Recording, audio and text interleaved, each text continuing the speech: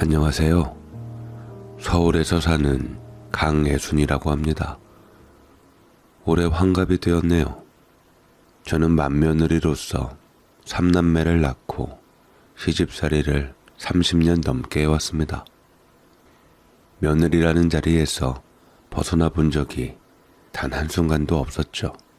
저희 시어머니께서는 이남이녀, 그러니까 저에겐 시누이 둘과 시동생 하나가 있었는데 이게 참 말이 좋아 가족이지.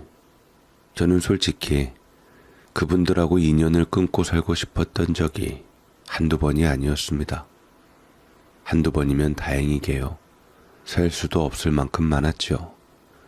지긋지긋하다는 말로도 부족한 그 시절을 돌아보면 제 인생에서 제일 후회되는 일이 결혼이 아닌가 싶습니다. 그 시절엔 누가 결혼을 선택하나요? 부모님이 정해주면 그대로 따르는 게 당연했죠. 저 역시 집안 분위기에 떠밀려 혼례를 올렸고 시집와 보니 기대했던 가족 같은 분위기는커녕 온갖 집안일과 뒷바라지가 제 몫이었습니다. 제가 시집와서 처음 맡은 일은 시동생들 뒷바라지였습니다. 어머니께서는 식구들 돌보는 건 앞으로 며느리 몫이라며 본인은 손 하나 까딱 안 하시고 저를 마치 가정부 대하듯 하셨죠. 시동생들이 학교에서 돌아오면 옷을 벗어던지고 밥상을 차려주길 기다리는 게 일상이었습니다. 누뚱이처럼 나이차가 꽤 나던 막내 시동생은 고등학생이 될 때까지도 제가 먹여주고 입혀주고 시험 기간이 되면 간식까지 챙겨줘야 했습니다. 그런데 더 어이없는 건 그렇게 챙겨줬음에도 시동생들은 저를 식모 취급했다는 겁니다. 막내 시동생은 자기가 시험이라도 볼 때면 저한테 미안함 하나 없이 대놓고 요구했죠.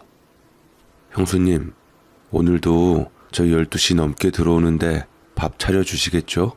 이러면서 당연하다는 듯 요구했고, 둘째 시누이는 자기 옷을 던져버리며 말을 했습니다. 언니, 저 원피스 좀 빨아주세요. 흰색이라서 손빨래 해야 하거든요. 언니는 손빨래가 최고잖아요. 이렇게 집안일을 떠넘기기 일쑤였습니다. 지금 생각하면 참 어이가 없지만 그때는 당연한 줄 알고 살았습니다. 아니, 당연하지 않다고 생각할 여유조차 없었죠. 남편은 제 편 한 번 들어준 적 없었고 철저하게 남의 편이었습니다. 다른 모든 집안도 다 그래. 당신 보고 여자 잘 들어왔다고 친척들이 칭찬이 자자하더라고. 칭찬 받은 만큼 당신이 잘 챙겨줘야 집안이 화목하지 않겠어? 우리 집 며느리가 하는 일은 복 받은 일이야. 하시며 저를 다독이는 척했지만 사실은 당연히 부려먹을 심산이셨죠. 그렇게 제 인생 30년을 살았습니다. 그 사이 저도 아이 셋을 낳고 키웠습니다. 그런데 신기한 게 뭔지 아세요? 저는 30년 동안 시어머니 자식들만 뒷바라지했지 정작 제 자식들은 누가 키웠는지 잘 모르겠습니다. 제가 시동생들 챙기느라 정신없이 살다 보니 저희 애들은 어느새 스스로 컸더라고요. 늘 바빴던 엄마 대신 알아서 밥을 먹고 학교를 다녔고 숙제를 했고 혼자 컸죠. 그러다가 이번에 드디어 저도 며느리를 보게 되었습니다. 솔직히 속으로 생각했습니다. 이제 좀 살겠구나. 나도 이제 내 며느리한테 맡길 수 있겠지. 그런데 웬걸 세상은 변해도 너무 변했습니다. 요즘 며느리들은 예전처럼 시집에 얽매이지 않더군요. 첫 명절에 전주말에 며느리가 좀 일찍 왔길래 마침 남편이 일찍이 전을 먹고 싶다고 해서 부치고 있었거든요. 마침 며느리도 있기에 조심스럽게 부탁했습니다. 간단하게 전이라도 좀 부칠래? 했더니 며느리가 난처한 얼굴로 도리질을 했습니다. 어머님, 저는 이런 거 해본 적이 없어서 좀 힘들 것 같아요. 라고 하더라고요. 제 아들놈은 옆에서 지 마누라 옆에 찰싹 붙어서 말했습니다. 엄마, 요즘은 그런 거 안 해. 그냥 우리 전 앞으로 사 먹자. 마트 가면 냉동식품도 맛있는 거 많아. 이렇게 지 마누라 뒤에 숨겨놓고 대뜸 끼어들었습니다. 명절 당일에도 사정은 마찬가지였습니다. 며느리는 주말에 한번 물어본 거 가지고 지레 겁을 먹었는지 명절날까지 회사 출근한다고 나가버려서 보지도 못하게 되었고, 남편과 저는 새벽부터 일어나서 음식 준비하고 남은 가족들은 시간 맞춰 도착해서 밥만 먹고 돌아갔습니다. 그리고 늦게 집에 도착해서는 회사 핑계로 도착하자마자 간드러진 목소리로 말했습니다. 어머님, 너무 고생 많으셨어요. 이렇게 손 한 번 얹고는 다시 아들과 함께 방으로 사라졌습니다. 그 순간 전 깨달았어요. 나는 결국 이 집에서 평생 부엌에서 벗어날 수 없구나 라고 말이지요. 이후부터 항상 며느리는 바쁘다는 핑계로 빠졌고, 아들은 오히려 며느리를 감싸며 엄마 요즘 그런 거 시키면 안 돼 라며 저를 혼냈습니다. 결국 저는 며느리에게 아무것도 기대하지 않기로 했습니다. 아니, 오히려 시자 노릇을 아예 접기로 했어요. 남편도 덩달아 남의 집 귀한 딸 일 시키지 말라고 했는데, 저 또한 옛날에 시집 왔을 때 우리 집안의 귀한 딸이었건만 그 누구도 그 사실을 알아주지 않았습니다. 그래, 이제 나도 안 한다. 다 그만하자고. 그렇게 저는 세상에서 가장 어색한 시어머니가 되었습니다. 앞치마를 벗어던지고 나오는 와중에서도 여전히 제 삶은 힘들었습니다. 시동생 시누이들 시집장가 다 보냈음에도 제 맏며느리라는 임무는 끝이 없었습니다. 매번 제가 저희 집 돈으로 장을 봐와서 시어머니네 댁에 가서 상차림한 후 시댁 식구들한테 나눠주느라 바쁜 삶은 이제 그만하고 싶었습니다. 저는 불만을 속으로 내내 가지고 있다가 남편에게 넌지시 말했습니다. 여보, 나도 이제 나이가 들었어. 명절 음식이며 집안일이며 이제는 좀 나눠서 해야 하지 않겠어?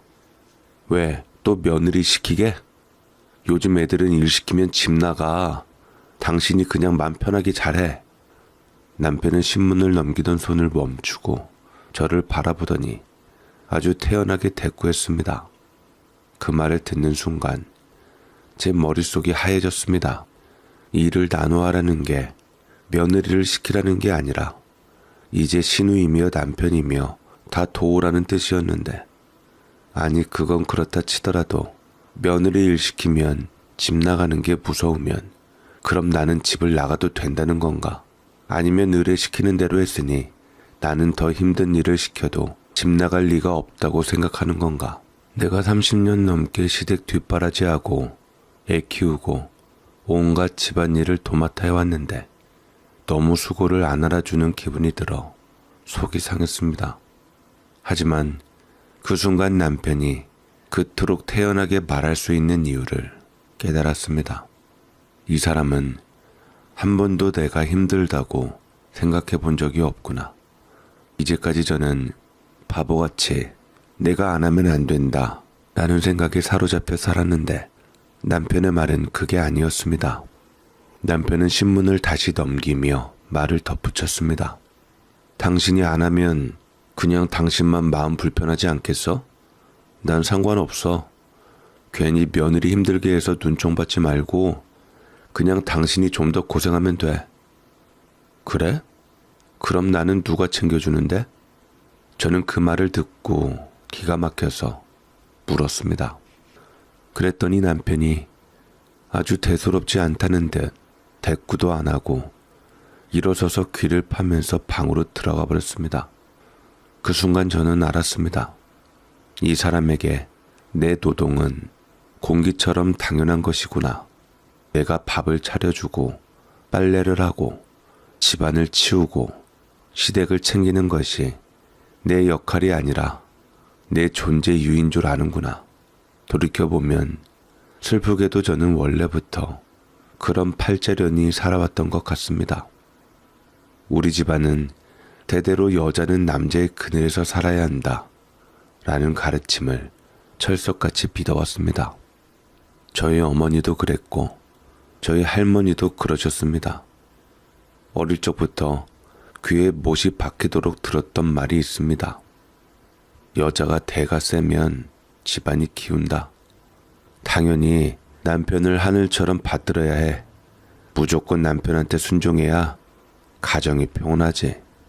네, 그게 우리 집안의 전통이었고 저는 그 틀 안에서 자랐습니다. 그때는 그게 정답이라고 생각했습니다.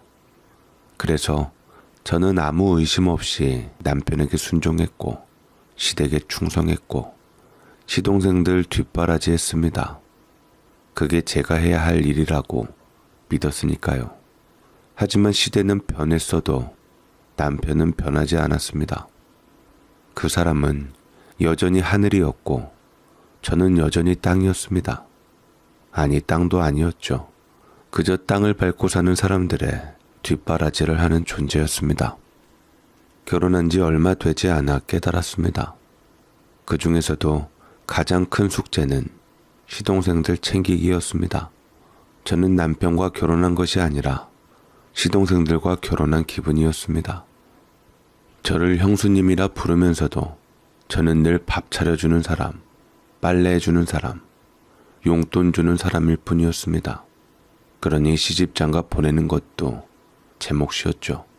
첫째 시누이 시집 보낼 때 시어머니는 당연한 듯 저를 불렀습니다. 애순아, 네가 집안 며느리니까 예단 준비 좀 도와줘야겠다. 그렇게 시작된 예단 준비. 옷감 고르러 다니고 예물 맞추러 다니고 심지어 신부화장까지 챙겼습니다. 둘째 시누이 시집 보낼 때도 마찬가지였죠. 애순아, 네가 형님인데 결혼식장 예약은 네가 알아봐야지. 예식장, 웨딩드레스, 하객 접대까지 다 신경 써야 했습니다. 당연히 돈도 저희가 부담을 했지요. 마지막으로 시동생 장가 보낼 때는 이제는 끝인 줄 알았습니다. 혜순아, 신부 집에서 혼수를 적게 해왔다고 하면 어쩌냐? 너랑 아범이 좀 보태야겠다. 그리고 너도 이제 집안의 어른이 되었으니까 신부네 친정에 인사도 네가 가야지. 저는 신부 친정에서 못 챙겨온 살림살이를 제 용돈으로 보태서 채웠습니다. 제가 신부 친정에 인사 가고 선물도 챙기고 이사 갈 때 손수 나서서 이삿짐을 날랐습니다. 그렇게 3번의 결혼을 치르고 나서야 저는 한숨 돌릴 줄 알았습니다. 하지만 그게 끝이 아니었죠. 애순아, 명절인데 시동생들한테 음식 좀 챙겨줘야지. 애 돌잔치인데 떡 좀 준비해야겠다. 네 시누이네 큰아이 대학 입학했는데 요새 심해부 사업이 안 돼요. 어렵다던데 네가 입학금 좀 보태줘라. 이러니 제가 언제 제 인생을 살아봤겠습니까? 명절이 되면 시어머니는 늘 말씀하셨습니다. 시댁이 먼저고 친정은 나중이다라고 말이지요. 그리고 친정엄마도 시어머니와 마찬가지로 그리 말씀하셨습니다. 그래서 저는 제 친정을 거의 못 갔고 늘 시댁의 맏며느리였고 친정에서는 늘 없는 딸이었습니다. 친정엄마에게까지 외면당한 딸. 마음 한구석이 무너졌지만 저는 그저 참고 살았습니다. 그게 제 운명이라고 생각했으니까요. 그런데 그 운명이 60이 넘어서도 바뀌지 않았습니다. 오히려 더 악화되었다고 해야겠죠. 보통은 나이가 들면 시부모님도 돌아가시고 시댁의 굴레에서도 조금은 벗어나지 않겠어요? 그런데 우리 시부모님은 장수하시면서 시어머니께서는 여태 살아계셨습니다. 너무도 건강하고 정정하니 말이지요. 그러다 보니 저는 60이 되도록 여전히 시댁의 며느리 역할을 해야 했습니다. 우리 시어머니 며느리도 이제 환갑을 넘겼는데 저는 여전히 애수나 장 좀 봐와라 소리를 듣고 있었습니다. 설날이나 추석 같은 큰 명절이 다가오면 저는 자동적으로 움직였습니다. 새벽 6시 기상하고 남편 밥상부터 차려놓은 다음 이런저런 준비 끝에 싱싱한 물건을 사기 위해 전통시장으로 출발해야 했죠. 7시간 넘게 시댁이 있는 부산으로 이동할 생각하니 앞이 벌써부터 깜깜했습니다. 처음에는 남편이 아침 일찍 피곤하다며 저 혼자 가라는 거, 아무래도 짐이 많다 하니 어찌어찌 남편이랑 같이 시댁에 갔는데 시어머니는 당연한 듯 부엌으로 저를 가라고 했습니다. 앉아서 숨 돌릴 시간도 없이 말이죠. 열심히 부지런히 음식 장만을 하고 씻고 붙이고 지지고 수건을 목에 동여매고 열심히 합니다만 바깥에선 남편과 시어머니 보는 웃고 떠드는 TV 소리만 납니다. 젊었을 적에는 그렇다 치지만 나이가 드니 허리도 아프고 목도 아프고 정신이 없을 정도였지만 그래도 제 일이라 생각했기에 바보 맹추처럼 을에 당연한 듯 했습니다. 참으로 요새 말로 가스라이팅이 무섭다는 것을 알게 되었습니다. 그리고 더 웃긴 것은 제가 이렇게 최선을 다해 열심히 일을 하고 먹을 것이 넘치도록 나와도 그게 다 제가 먹을 음식이 아니라는 겁니다. 시어머니는 어느 정도 시간이 되니 나와서 전을 집어먹으면서 고개를 끄덕이시고는 늘 하시던 것처럼 말씀하셨죠. 아이고, 간 딱 맞는 것 좀 보래. 우리 며느리가 하는 음식이 제일 맛있다. 니는 어쩌면 이렇게 손맛이 좋냐? 이래서 내가 너한테 안 부탁할 수가 없다. 우리 애들이 또 좋아하겠구먼. 그렇게 정성 들여 맛있게 만든 그 음식이 온전히 우리 집에서 남아있던 적이 한 번도 없었습니다. 음식을 다 만들고 나면 저는 그때부터 배달이 시작됩니다. 신우들은 그 집안의 제사상을 나름 올리고 시동생은 또 안 챙길 수가 없으니 열심히 배달을 먼저 하죠. 어머, 언니, 올해도 잘 먹을게요. 내가 언니 덕분에 명절 때마다 기표하고 살잖아. 갈게요. 고마워요. 나중에 제가 밥 한 번 살게요, 언니. 밥 한 번 산다는 말을 수없이 들었지만 정말로 밥을 얻어먹었던 적은 없었던 것 같습니다. 이쯤 되면 저는 택배기사가 아니라 시댁 전담 배달원이었습니다. 그나마 제게 남겨진 최종 임무는 이제 제사를 다 지낸 후 식구들끼리 한번 쫙 먹고 우리 집에 남은 음식을 가져오는 것이었습니다. 7시간 동안 서울로 올라오느라 죽을 똥 살 똥 봤습니다. 너무 피곤하고 힘든 상황에 명절 음식을 먹으려고 다 넣어놓고 잠이 들었는데 아침부터 자식들의 행차가 또 이어지는데 졸린 눈을 비벼가며 나오니 아들, 딸들은 이미 명절 음식 때문에 진을 치고 있었습니다. 엄마, 이것 좀 가져갈게요. 온 김에 밥 먹고 가야지. 같이 명절 쇠해야 되잖아. 됐어. 올해는 여진이랑 같이 해외로 여행 가기로 했어. 밤 비행기라 얼른 먹고 짐 챙겨야 돼. 그럼 조금만 가져가. 네 댁도 입은 짧은데. 장모님이 엄마가 만든 전이랑 명절 음식 좋아한단 말이야.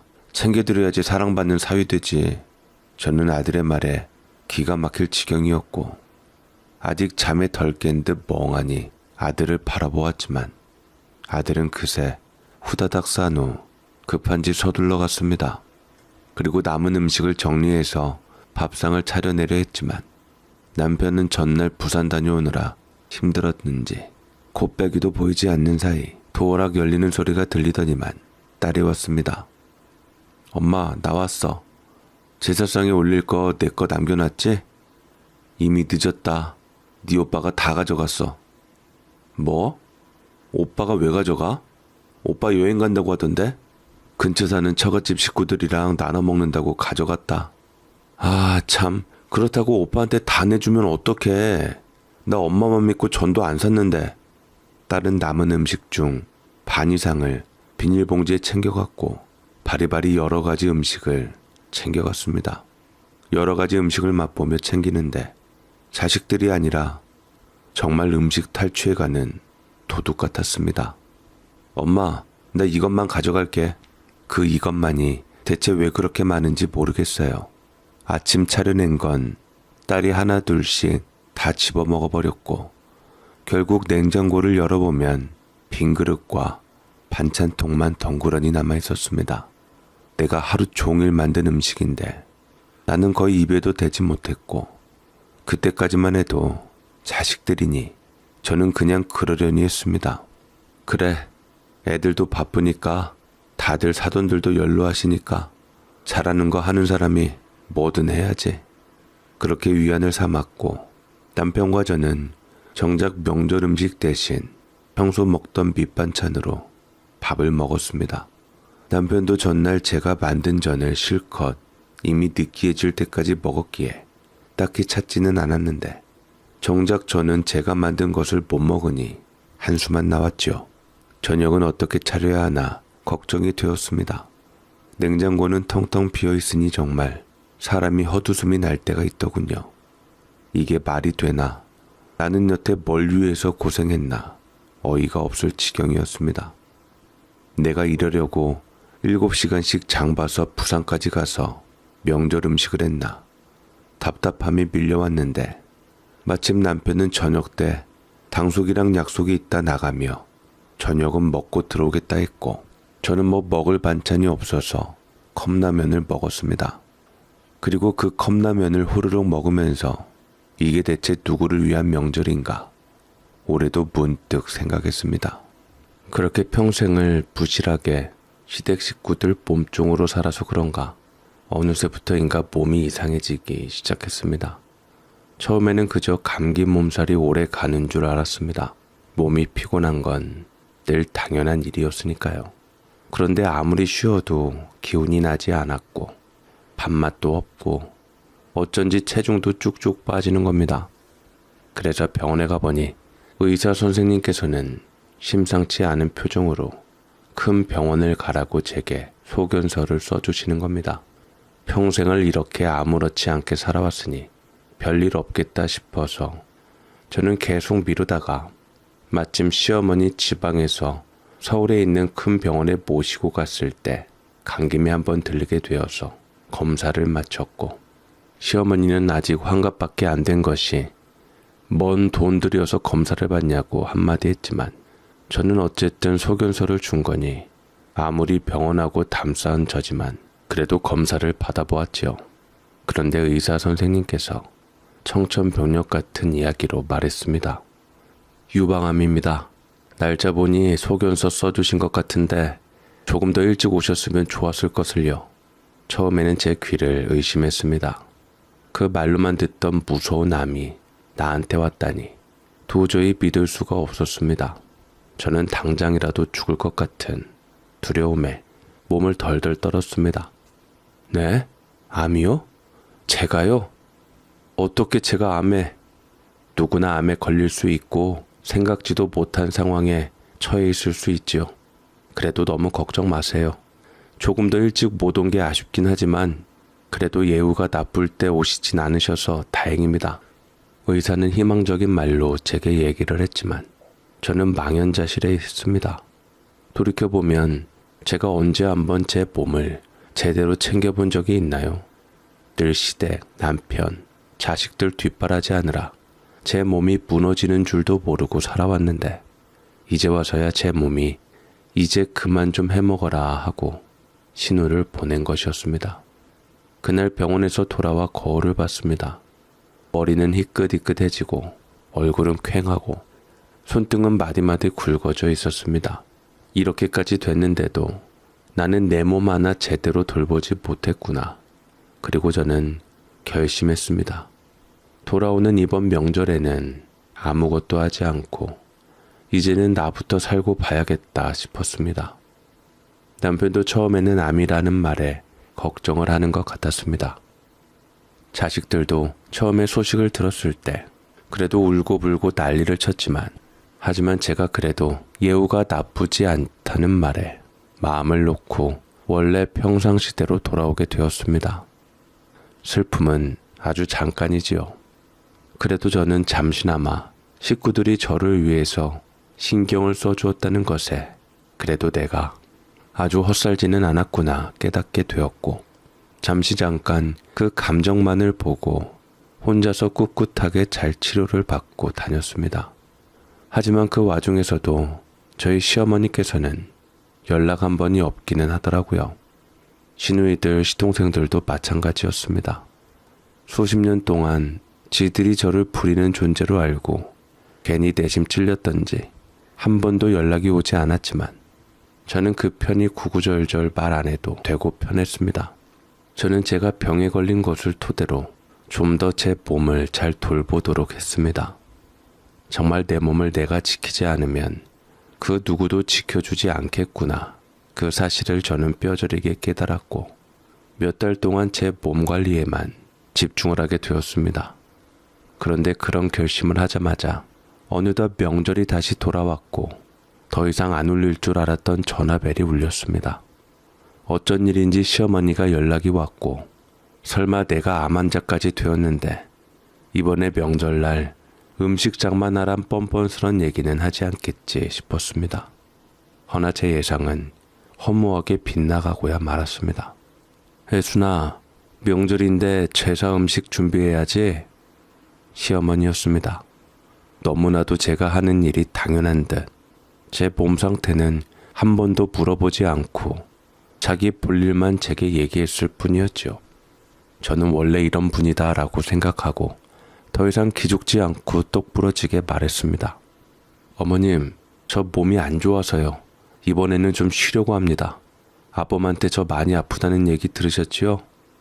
그러자 전화기 너머에서 당연하다는 듯한 목소리가 들려왔습니다. 아이고, 별일도 아니구먼. 뭐 암이라며 초기면 그냥 치료받으면 되는 거 아니냐? 예, 그렇긴 한데 그래도 몸이 좀 힘들어서요. 그럼 우리 제사 음식은 어떻게 하냐?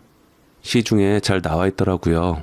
요새는 주문도 많이 하고 아니면 동서나 아가씨들한테 제사 음식은 다 정성인데 여태 우리가 잘 산 것도 다 조상님 은덕이라고 생각한다. 네 아들, 딸들이 잘 사는 것도 다 조상님 덕이고. 다시 물으마. 그럼 제사 음식은 어떻게 하냐? 저는 순간 숨이 턱 막혔습니다. 제가 아무 대답도 않자 시어머니는 그대로 전화를 끊어버리셨고 얼마 있다가 시어머니가 곧바로 시누이들에게 전화를 돌려나 봅니다. 잠시 후 첫째 시누이에게서 전화가 왔습니다. 언니, 이번에 명절 음식 안 한다면서? 나 몸이 안 좋아서 좀 쉬려고 해. 엄마가 이걸로 많이 속상하셨던 모양이야. 다른 것도 아니고 아버지 제사는 드려야 하잖아. 그리고 언니가 파업하면 우리 제사상은 어떡하라고. 우리 집도 차례 지내야 하는데 못하면 언니가 책임질 거야? 그걸 왜 내가 책임져요? 나 여전히 몸도 안 좋고 올해 기점으로 더 이상 명절 음식 하고 싶지가 않아요. 이제 각자 해결하는 걸로 해요. 나도 너무 힘이 드네요. 해도 너무하네. 은근슬쩍 이런 걸로 임무를 빠져나가면 안 되지. 뭐라고? 솔직히 초기면 다 나은 거랑 똑같은데 이건 그냥 빠져나가려고 그러는 거 아니야? 제사 음식 맞추는 게 별것도 없는 게 얼마나 비싼 줄이나 알아? 그 돈도 언니가 다 될 거야? 순간 머리가 띵했습니다. 나는 겨우 살아보겠다고 몸 좀 쉬겠다고 하는데 이게 빠져나가라는 거라고? 거기다 공짜 제사 음식을 차리기 위해서 여태 나를 이용해왔다는 게 더 이상 참을 수가 없었습니다. 첫째 신우 전화를 끊어버리자 얼마 안 있다가 둘째 신우가 다시 전화를 했고 크게 다를 거라 생각하진 않았지만 일단 받았습니다. 언니, 그래도 며느리는 역할이 있잖아. 그렇게 자기 편한 대로 하면 돼. 그거 너무 이기적인 거야. 언니 하나 조금 고생하면 온 가족이 편한데 꼭 그렇게 삐뚤게 나가야 하냐고. 저는 신우하는 짓이 하나같이 똑같고 기가 막혀서 제 입에서 이런 말이 튀어나왔습니다. 아픈 사람이 명절 쉬겠다는데 삐뚤게 나가는 거야? 희생을 내가 왜 해야 하는데? 왜 하필 나야? 더 이상 나도 힘들게 살지 않을 거야.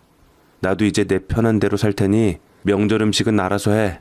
각자 음식 다 하고 제사 음식도 필요한 사람이 각자 해.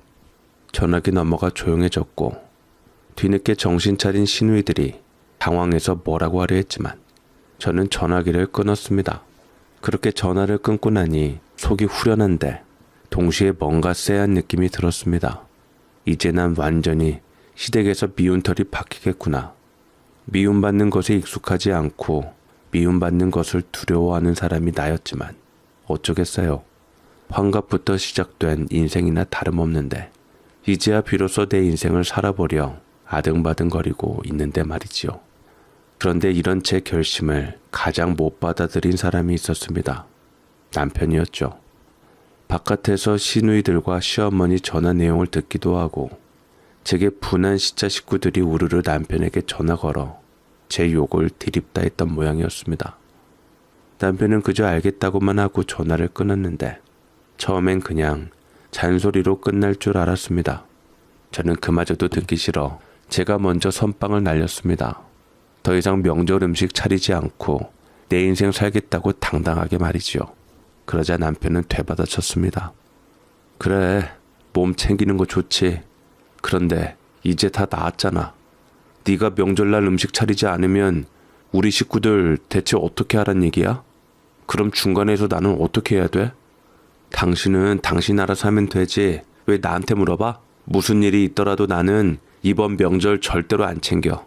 다들 사서 먹는 편리한 시대에 있으면서 그깟 돈 때문에 날 이렇게 잡는다면 당신 집안이 문제 있는 거 아니야?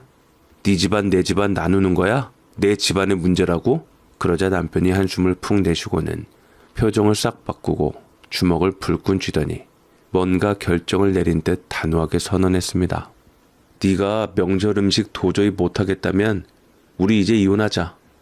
남편은 이혼하자는 말을 하면서 제가 잔뜩 겁이라도 집어먹을 것이라 생각을 했던지 참으로 당당했는데 그 말을 듣고 저는 생각보다 아무런 충격도 받지 않았습니다. 그래, 이혼해. 뭐? 남편은 제 반응이 너무 태연하니까 당황한 눈치였습니다. 너 진짜 이혼할 거야? 먼저 이혼하자고 했잖아. 피할 이유 없지. 뭐라고? 너 진짜 후회 안 해?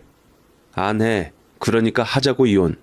그제서야 남편은 뭔가 크게 잘못됐다는 걸 깨달은 듯 했습니다. 저를 겁주려고 먼저 이혼 얘기를 꺼내기는 했지만 제가 순순히 받아들일 줄 몰랐던 것이지요. 하지만 저는 이미 결정을 내렸고 그렇게 황혼 이혼이 결정되었습니다. 남편도 자존심이 보통이 아니었기에 일이 점점 커지자 아닌 걸 알면서도 더 이상 물러날 수 없게 되었습니다. 그리고 저희의 황혼 이혼 소식은 온 친척이고 지인이고 순식간에 퍼졌고 그야말로 집안이 난리가 났습니다. 제일 난리를 쳤던 것은 뜻밖의 자식들이었습니다. 엄마, 진짜 이혼한다고? 그냥 아빠랑 그냥 좀 잘 살면 안 돼? 엄마, 그냥 아버지들 하던 얘기인데 달래고 넘어가시지요. 왜 일을 크게 만드세요? 아버지 진심 아닌 거 아시면서 막말로 엄마 이혼하시면 뭐 먹고 사실 거예요? 한평생 아버지 그늘에만 있으셨던 분이 니들한테 뭐 달란 소리 하지 않을 테니까 니들도 내 인생에 더 이상 간섭하지 않으면 좋겠구나. 내 인생 내가 알아서 잘 꾸리마.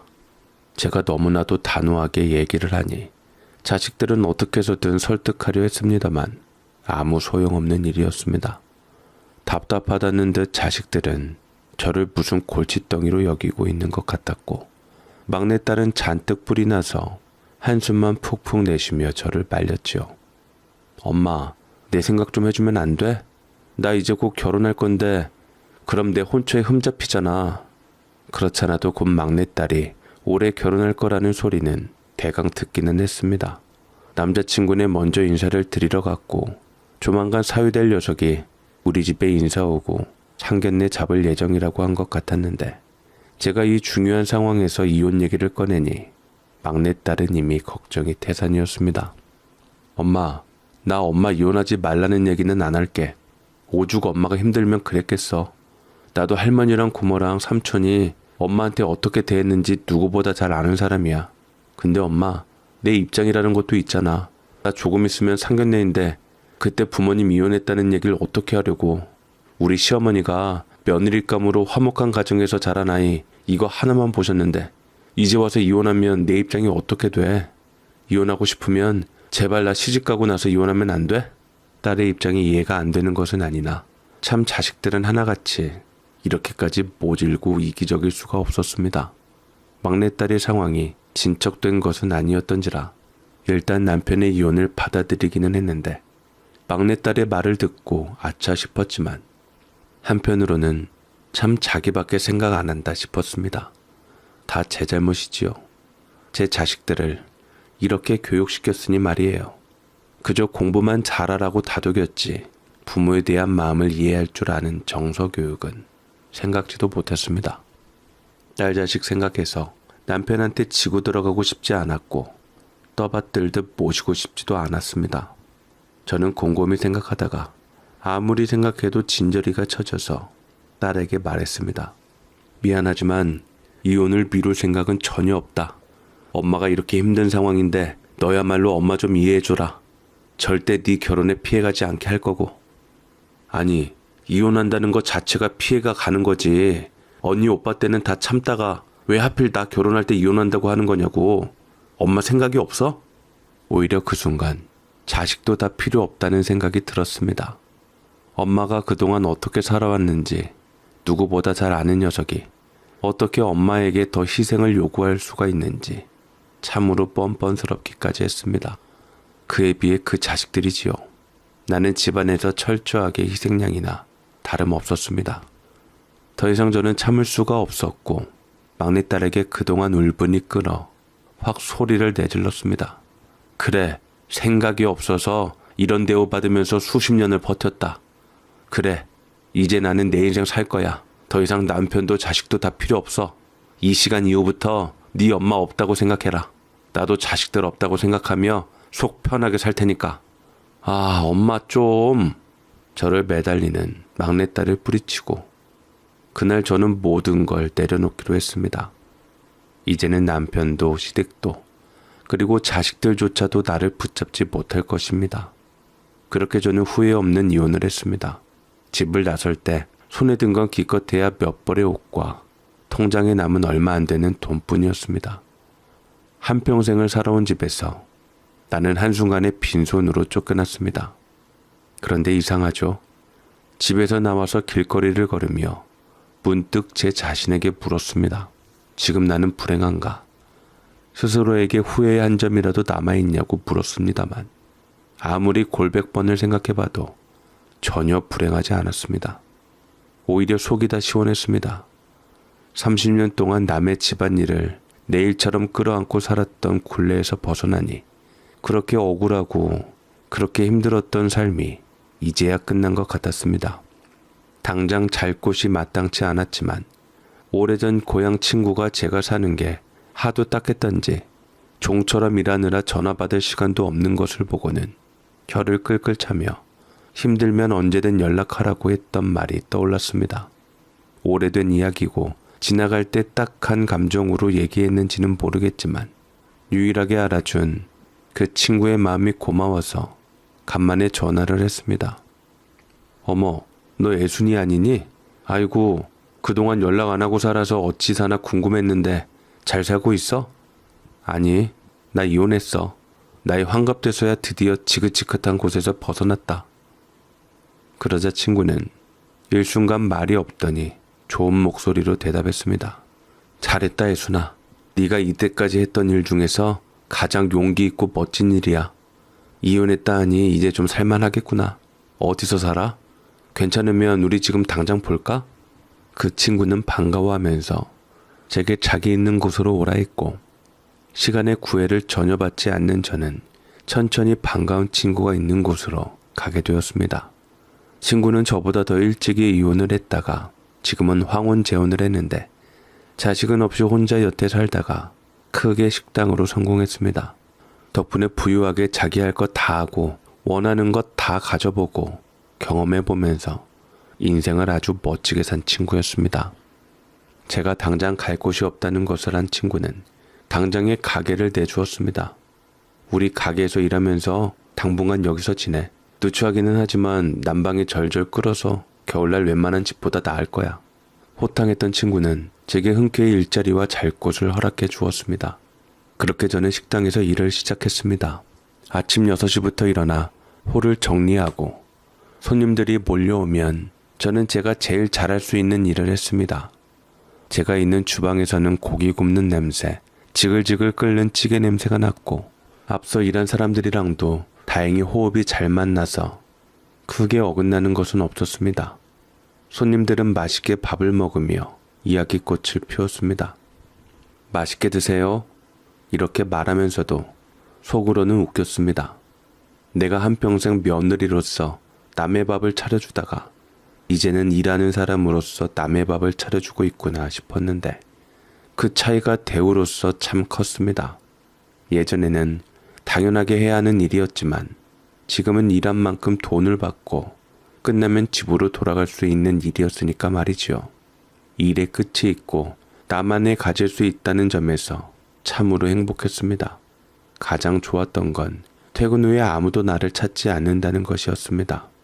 집에 가면 애수나 밥 했어? 하는 남편도 없고 엄마 반찬 좀 싸줘 하는 자식도 없고 도련님네 시누이네 음식 좀 챙겨야지 하는 시어머니도 없었습니다. 그저 조용한 내 공간, 누구의 눈치도 볼 필요 없는 내 삶. 그래서 저는 처음으로 내 시간을 가져보기로 했습니다. 처음 월급 탄 걸로 백화점에 가서 생전 처음 누구 눈치도 받지 않고 시간을 누리며 쇼핑을 했습니다. 예전에는 늘 시장에서 남들이 먹을 것만 샀는데 이제는 오직 나를 위한 옷을 사기로 했습니다. 거울을 보니 내가 이렇게 초라했나 싶었습니다. 그래서 조금 비싸더라도 예쁜 블라우스 한 벌을 샀습니다. 그리고 화장품도 사고 세일하는 곳에서 가방이랑 신발도 샀지요. 월급의 반이 넘게 혹 나갔지만 저는 하나도 아깝지가 않았습니다. 다음에는 백화점 위층에 있는 문화센터에 갔습니다. 내 나이에 뭘 배우겠어 하면서도 친구가 운동을 하는 것이 좋다고 추천을 했기에 그냥 호기심에 요가 수업을 등록했습니다. 긴장하던 탓에 쭈뼛쭈뼛 갔습니다만 하나도 부끄러울 것이 없었습니다. 저도 똑같은 사람으로서 뭔가를 배우는 일에 열정을 쏟는 일이니 말이지요.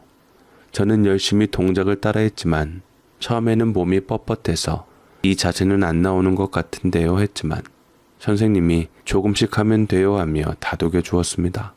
힘차게 동작을 하니 이 나이에도 몸이 유연해지는 것 같았고 땀 흘리고 나니 기분이 좋았습니다. 그때 무의식적으로 남편의 말이 떠올랐습니다.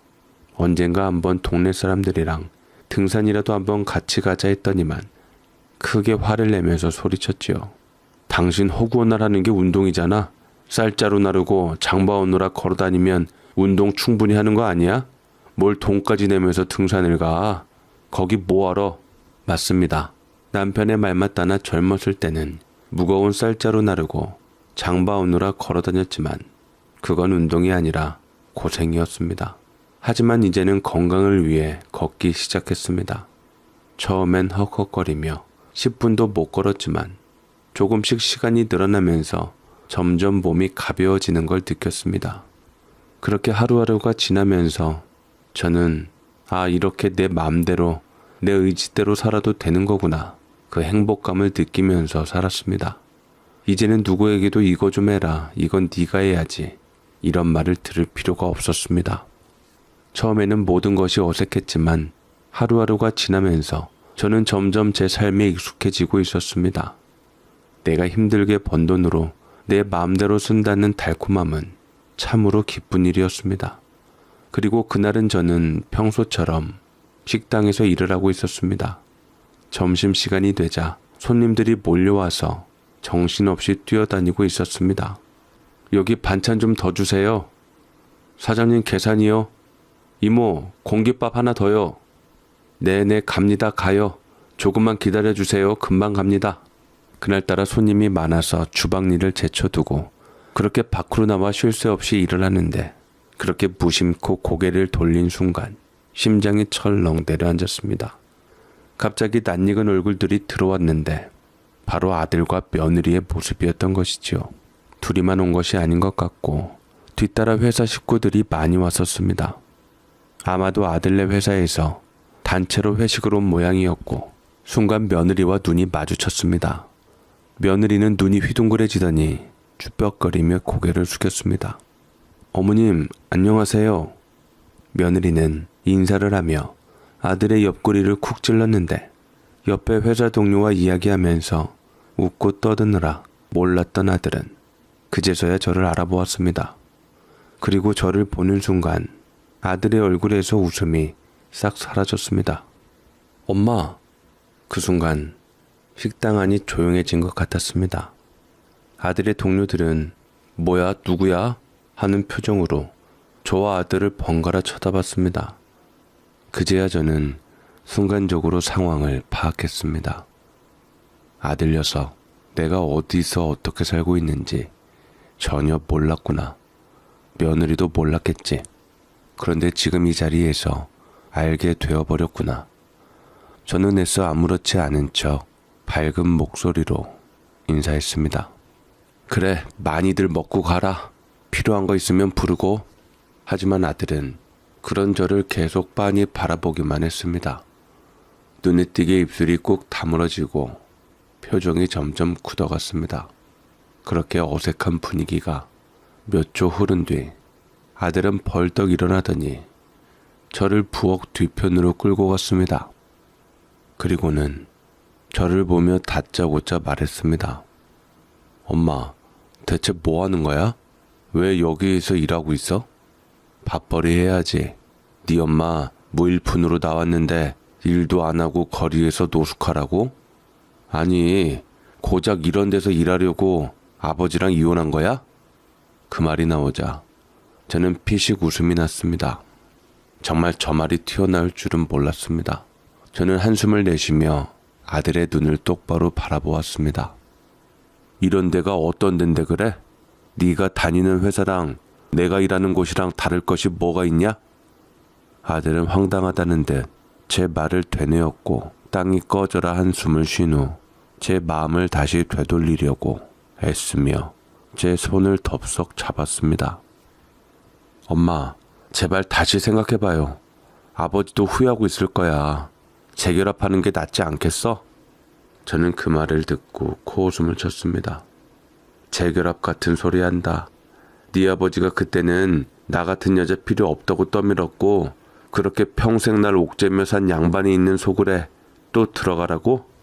그 지긋지긋한 시댁 식구들이 있는데 또 들어가서 나더러 힘들게 살라는 거냐? 둘 다 일할 거라면 여기서 일하는 것보다 그래도 가족들 위해서 일하는 게 낫지. 누가 그래? 가족들 위해서 일하는 게 낫다고.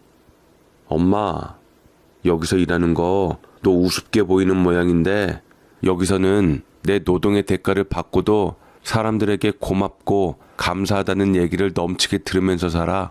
네 아버지 집안 식구들한테 당연시 여기는 거랑 다르다고. 아들은 더 이상 아무 말도 하지 못했습니다. 그저 씁쓸한 표정으로 저를 바라볼 뿐이었죠. 저는 마지막으로 한마디 더 덧붙였습니다. 나는 이제 내 삶이 좋아. 그러니까 다시는 엄마 인생에 개입하려 들지 마라. 그렇게 말한 후 저는 뒤도 돌아보지 않고 다시 식당 안으로 들어갔습니다.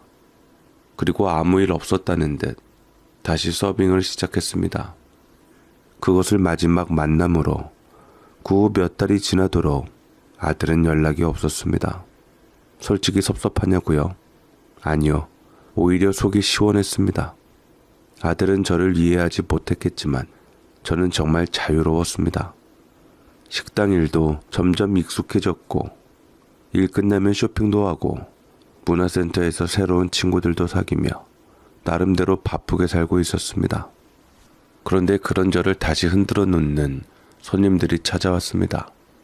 브레이크 타임이라 가게에서 쉬고 있는데 아들, 딸이 느닷없이 찾아온 겁니다. 제가 문을 열기도 전에 아들은 한숨을 푹 쉬며 엄마 우리 얘기 좀 하자며 들어왔습니다. 딸도 그 뒤를 따라 들어오며 엄마 우리 진짜 심각한 얘기야 라고 말하더군요. 저는 자식들이 뭔가 내게 부탁하려고 온 느낌이 왔습니다. 그래서 별 기대도 없이 그래 무슨 일이야 하고 자리에 앉았습니다. 그리고 그들의 입에서 나온 말이 저를 기가 막히게 만들었습니다. 엄마, 아버지가 암에 걸리셨어. 순간 머릿속이 멍해졌습니다. 뭐? 암이라고. 엄마는 다행히 초기였지만 아버지는 병원에서도 상태가 좋지 않다고 했어. 솔직히 그 순간에 어떤 감정을 느껴야 할지 모르겠더군요. 놀라야 하는지, 안타까워해야 하는지, 아니면 그냥 그러려니 해야 하는지. 하지만 정말 저를 더 놀라게 한 건 그 다음 말이었습니다. 엄마, 이제 아버지 혼자 계신데 엄마가 좀 곁에서 병수발 좀 들어주면 안 돼? 뭐? 니들 지금 나한테 뭐라고 했냐? 엄마가 옆에 있어주면 아버지도 힘이 날 거 아니야. 아버지 상태가 안 좋은데 엄마가 좀 챙겨주면 좋겠어. 그래도 예정이라는 게 있잖아. 제가 기가 막혀 말도 안 나오니 딸도 이내 거들며 몰아붙였습니다. 엄마, 아무리 그래도 아버지잖아. 그래도 부부였는데 끝까지 남처럼 살 거야? 아버지 저렇게 돌아가시면 엄마 맘 안 아프겠어? 그 말을 들었을 때 자식들은 끝까지 나를 누군가의 뒷바라지하는 사람으로만 생각하는구나. 머릿속이 새하얘졌습니다. 평생을 남편, 시댁, 시동생, 자식들 뒷바라지하면서 살았는데 이제 남편이 아프니까 다시 돌아와서 병수발을 들어달라고 한다. 그럼 저는 다시 그 집으로 들어가서 아픈 남편을 챙기고 죽을 때까지 간호하면서 살아야 하는 건가? 저는 너무 황당해서 웃음이 났습니다. 그래서 너희는, 자식들은 뭐 하는 얼굴로 저를 쳐다봤습니다. 너희는 너희 아버지가 암에 걸렸는데 너희는 뭐 할 건데? 그러자 아들은 머뭇거리며 고개를 돌렸습니다. 딸도 조용히 말했습니다. 우린 일도 있고 가정도 있고 우리가 지금 상황에서 어떻게 아버지를 챙겨. 그렇다고 혼자 둘 수도 없는 노릇이고 엄마가 제일 잘 챙길 수 있잖아. 저는 벌떡 일어나서 자식들 눈을 똑바로 마주치고 단호하게 말했습니다. 나는 너희 아버지랑 이혼한 사람이야. 그 사람이 아프다고 해서 내가 다시 병수발을 들 의무는 없어. 원하면 니들이 알아서 돌아가며 수발해. 나는 그런 의무 이제 없고 남남이니까. 그리고 엄연히 나를 버린 건 너희 아버지야. 딸도 조용히 말했습니다. 아들은 말문이 막힌 듯 입을 꾹 다물었습니다. 저는 처음으로 제 속마음을 솔직하게 말했습니다. 너희 아버지가 나를 필요 없다고 했잖아. 그럼 네 아버지에게는 나는 이제 필요 없어도 돼. 그리고 너희도 더 이상 나를 필요할 때만 찾지 마. 그 말을 끝으로 저는 자리에서 일어났습니다. 그리고 더 이상 그 아이들의 이야기를 듣지 않았습니다. 그렇게 저는 자식들과의 인연도 끊었습니다. 이제 나는 정말 혼자가 되었습니다. 그런데도 나는 전혀 불행하지 않았습니다. 그렇게 자식들과도 인연을 끊고 나는 내 삶을 살아가고 있었습니다. 그런데도 묘하게 마음 한구석이 개운치 않았습니다. 아무리 그 사람에게 정이 다 떨어졌어도, 아무리 과거를 떠올리면 억울함과 분노가 밀려와도 어쩌면 너무 차갑게 내쳐버린 건 아닐까, 그런 생각이 들 쯤 다시 전화가 걸려왔습니다. 엄마, 아버지 상태가 많이 안 좋아. 나도 이런저런 엄마한테 걸기 좀 망설였지만 아버지가 오래 못 사실 것 같아. 나는 그저 조용히 전화를 끊었습니다. 그리고 며칠을 고민했습니다. 가야 하나, 아니면 끝까지 모른 척 해야 하나. 하지만 결국 나는 그 사람을 찾아갔습니다. 그 집에 들어선 순간 나는 깜짝 놀랄 수밖에 없었습니다. 남편은 너무나도 초라한 모습이 되어 있었습니다. 기억 속 그 사람은 늘 당당했고 목소리 크고 내게 명령하던 사람이었는데 지금 눈앞의 남편은 그저 힘없이 누워있는 환자일 뿐이었습니다. 나는 조용히 침대 옆에 앉았습니다. 남편은 힘겹게 눈을 뜨더니 나를 보고 한참을 멍하니 있었습니다. 그리고 아주 오랜만에 그 사람이 나에게 먼저 말을 걸었습니다. 왔구나. 나는 아무 말도 하지 않았습니다. 보고 싶었어. 그 말을 듣고도 나는 여전히 아무 말도 하지 않았습니다. 그러자 남편은 한숨을 쉬더니 힘겹게 손을 뻗어 내 손을 잡았습니다. 그 손은 이제 예전처럼 크고 강한 손이 아니었습니다. 마치 말라 비틀어진 나뭇가지 같았습니다. 그리고 그 손을 꼭 쥔 채로 남편이 말했습니다. 미안하다 혜순아. 나는 그 말을 듣고 그제야 뭔가가 무너지는 느낌이 들었습니다. 미안하다는 그 말 한마디를 듣기까지 30년이 걸렸습니다. 그 사이 시어머니는 돌아가시고 안 계셨고 시누이 시동생들도 자기 살기에 바빠서 남편을 내팽개쳐 있었습니다. 억울해서 한 것도 아니고 자식들이 부탁해서 한 것도 아니고 그냥 그 사람이 마지막 순간만큼은 혼자가 아니길 바래서 곁에만 있어주기로 했습니다. 그렇게 몇 달이 지나고 그 사람은 점점 더 약해졌습니다. 그리고 어느 날 그는 내 손을 붙잡고 마지막 서류들을 남겼습니다. 혜순아, 내 이름으로 된 거 다 네 거야. 뭐? 내가 받은 유산, 내가 가진 거 전부 다 네 이름으로 바꿔놨다. 갑자기 그게 무슨 소리야? 나는 깜짝 놀라서 남편을 쳐다보았습니다. 남편은 힘겹게 미소를 지으며 말했습니다. 그냥 그거라도 해야 덜 미안할 것 같아서. 내가 이번 생에는 당신에게 너무 많이 미안하다. 이 업보 내가 나중에라도 다 받을게. 그리고 그렇게 남편은 눈을 감았습니다. 나는 한동안 그 사람의 손을 놓지 못했습니다. 눈물이 나올 것 같았지만 울지 않았습니다. 그렇게 오래 기다렸던 사과를 받았지만 너무 늦었으니까요. 남편의 장례식이 끝난 후 저는 정말 남겨진 사람이 되었습니다. 그런데 이상하게도 마음은 그렇게 허전하지 않았습니다. 한 번 이혼을 한 사람이라서 그런지도 모르겠고 어쩌면 나는 이미 오래전부터 그 사람과의 이별을 준비하고 있었는지도 모릅니다.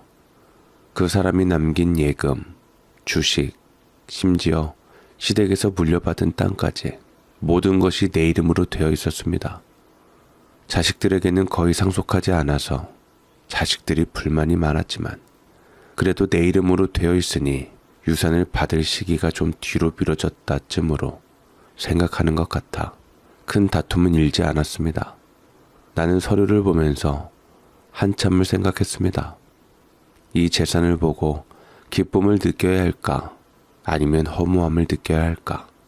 하지만 분명한 건 나는 이제 더 이상 남의 밑에서 허리를 굽힐 필요가 없다는 것이었습니다. 그날 밤 나는 창문을 열고 밤하늘을 올려다 보았습니다. 평생 명절 때마다 시댁에서 지지고 볶고 살았지만 나는 한 번도 제대로 된 여행을 가본 적이 없었습니다. 그래서 무작정 비행기 티켓을 끊었습니다. 공항에서 처음 여권을 꺼낼 때 가슴이 두근두근 뛰는 게 느껴졌습니다. 집을 새롭게 꾸몄습니다. 늘 남편이 결정하던지 시댁 눈치 보며 가구 하나 못 바꾸던 집을 떠나 내 마음대로 꾸밀 수 있는 공간을 만들었습니다. 작은 아파트였지만 거기에 예쁜 화초를 놓고 내 취향의 가구를 들이니 그게 세상에서 제일 편한 곳이 되었습니다. 배우고 싶었던 것을 배웠습니다. 문화센터에서 요가를 배우고 책을 읽고 미술을 배우면서 나는 점점 나 자신이 어떤 사람인지 찾아가기 시작했습니다. 그렇게 시간이 흘러 어느 날 문득 깨달았습니다. 사람에게 제일 중요한 건 결국 자기 행복이구나. 이제 나는 더 이상 누구의 아내도 누구의 며느리도 누구의 엄마도 아닙니다. 그냥 나 강예순일 뿐입니다. 그리고 그 사실이 참 마음에 들어서 지금 여태껏 잘 살고 있습니다. 제 사연 읽어주셔서 감사드립니다.